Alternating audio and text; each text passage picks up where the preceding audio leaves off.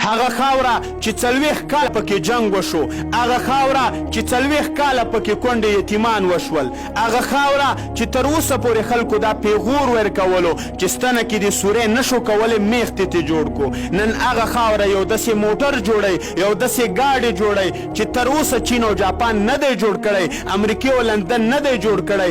ای ورونو په دغه خاوره کې ډېر ټیلنټ پروت دی، خو کاش چې دا خاوره چا ترقۍ ته پرېښوستلې، خلک یې ترقۍ ته نه پرېږدي. عموما زمونږ د اسلام خاورې داسې بچي راوړي دي که چېرته د دوی سپورټ وشي د شا طرف نه، والله چې په دنیا به راج وکړي راج. ای ورونو زمونږ د دې مسلمان ورور ټیلنټ چې دغه موټر یې جوړ کړی، وښیه د ټولې دنیا ته وښیه چې خلکو ته پته ولګي چې اسلام داسې ځوانان لري، د دې سپورټ وکئ. خو غم دا دی مونږ د هغه چا سپورټ کوو چې هغه خندا لري، هغه ټوکه لري، د هغه مستقبل نه. دنیا چې څومره ټکنالوژي ده دا ټوله د قرآن کریم نه راوتې ده او قرآن کریم د مسلمان په لاس کې. نن ولې د مسلمان سره دغه ټکنالوژي نشته؟ د دې اصل وجه او راز دا دی چې د مسلمان همیشه دا کوشش وي چې بل مسلمان ته خپې ووایي، هغه لاندې کړي.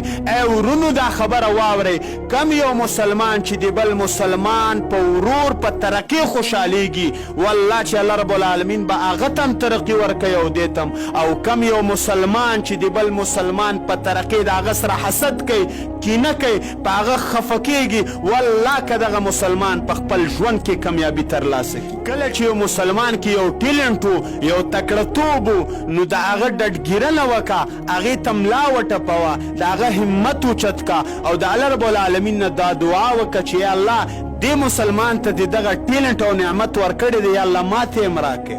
نه دا چې ته د هغه سره حسد وکړي، کینه وکړي، هغه سره بغض وکړي، بیا یې الله رب العالمین نه درکړي. مسلمانانو سوال درته کوم، یو موټی یو لاس شئ، اختلافات پرېږدئ، لانجې پرېږدئ، جګړې پرېږدئ، موږ ټول د یو کلمې ورونه یو.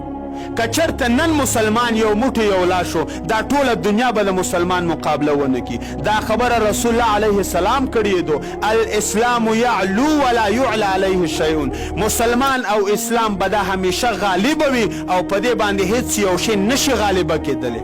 نن چې مسلمان مظلومه دی، مسلمان مغلوبه دی، د دې وجه دا د رسول الله علیه السلام فرمایي کله چې د مسلمانانو په منځ کې اختلافات راشي، لانجې راشي، جګړې راشي، یو بل تخفي وال شروع شي، الله رب العالمین به د کافرو روب د مسلمانانو په زړونو کې واچي او مسلمان به ترقي ونه کړي، همیشه به مغلوب او مظلوم وي.